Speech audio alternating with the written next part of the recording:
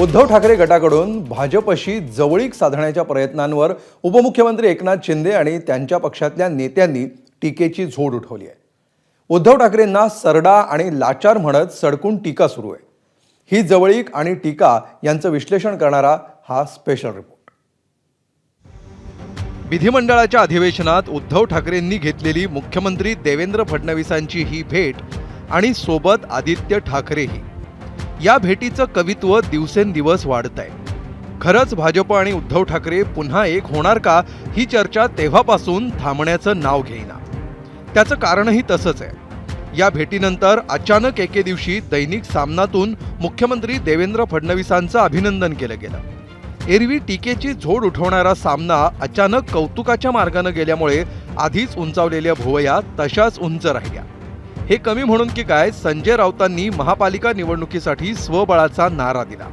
3 वर्षांपासूनचा काँग्रेसचा घरोबा सोडायला ठाकरे तयार झाले आणि राजकीय वर्तुळात पुन्हा तर्कवितर्क सुरू झाले।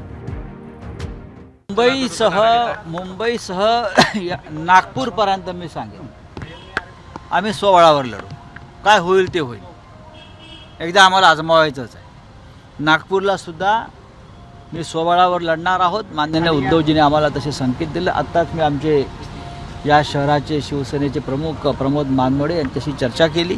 कार्यकर्त्यांना संधी कधी मिळणार? आघाडीमध्ये मग लोकसभा विधानसभेमध्ये कार्यकर्त्यांना लढण्याची संधी मिळत नाही आणि त्याचा फटका पक्षाच्या वाढीला बसतो। महानगरपालिका, जिल्हा परिषद आणि नगरपंचायतीमध्ये स्वबळावर लढून आपापले पक्ष मजबूत करावे। अशातच मुख्यमंत्री देवेंद्र फडणवीसांनी उद्धव ठाकरे शत्रू नाहीत असा प्रतिसाद दिला। राज ठाकरे की उद्धव ठाकरे?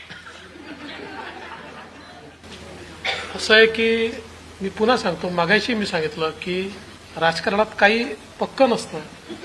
आधी उद्धव ठाकरे मित्र होते, मग राज ठाकरे मित्र झाले, आता राज ठाकरे मित्र आहेत आणि उद्धव ठाकरे शत्रू नाही आहेत। राज की बात बताइए, राज की बात बताइए। ठाकरे गटाकडून जवळीकीचे प्रयत्न व्हावेत याचं राजकीय जगताला नवल नाही, पण फडणवीसांनी त्याला असा प्रतिसाद द्यावा हे जरा वेगळंच वाटणारं। त्यामुळे शिंदेंच्या शिवसेनेत काहीशी अस्वस्थता सुरू झाली। शिवसेना नेत्यांच्या उद्धव ठाकरेंवरच्या टीकेतूनही ती सहज दिसते। कालपर्यंत तुम्ही तू ना तर मी, देवा भाऊ आणि सगळं खाऊ हे म्हणणारे उद्धव ठाकरे आता काय अचानक झालं की उद्धव ठाकरेंच्या पायावर डोकं ठेवायला लागले। अगं शिवसेना प्रमुखांचा तुम्ही मुलगा आहे, त्याचं भान ठेवा, स्वाभिमान ठेवा, किती लाचार तुम्ही पत्करणार आहात। आणि म्हणून ही पापाची पावलं उद्धव ठाकरेंनी त्याच्या मुलाची ही देवेंद्रजींनी ओळखली पाहिजे आणि त्यांना कुठं ठेवायची, कुठपर्यंत ठेवायची त्यांना, हे त्यांनी ओळखलं पाहिजे असं माझं प्रामाणिक मत आहे। उपमुख्यमंत्री एकनाथ शिंदे यांनी तर ठाकरेंना सरड्याची उपमा दिली। देवेंद्रजी उपमुख्यमंत्री होते, त्यांच्यावर आरोप एवढ्या खालच्या थरावरचे केले की जेलमध्ये टाकण्याचं कारस्थान केलं। तू तर राहशील नाही तर मी तर राहीन म्हटलं, आणि काय काय म्हटलं अजून ते मी बोलू शकत नाही असे शब्द वापरले। आता आपण पाहतोय काय बदल झालेला आहे, काय जादू झालेली आहे। आणि मी म्हणेन सरडे रंग बदलतात, पण एवढ्या फास्ट वेगाने रंग बदलणारे मी पाहिले नाही। मुख्यमंत्री पदावरून एकनाथ शिंदे नाराज होते अशी चर्चा होती। त्यामुळे मुख्यमंत्री निवडण्यात 2 आठवड्यांचा काळ गेला। उरलेल्या मंत्र्यांचा शपथविधी आणि त्यांचं खातेवाटप यावरूनही सगळं सरळ आणि सहज घडलं नाही।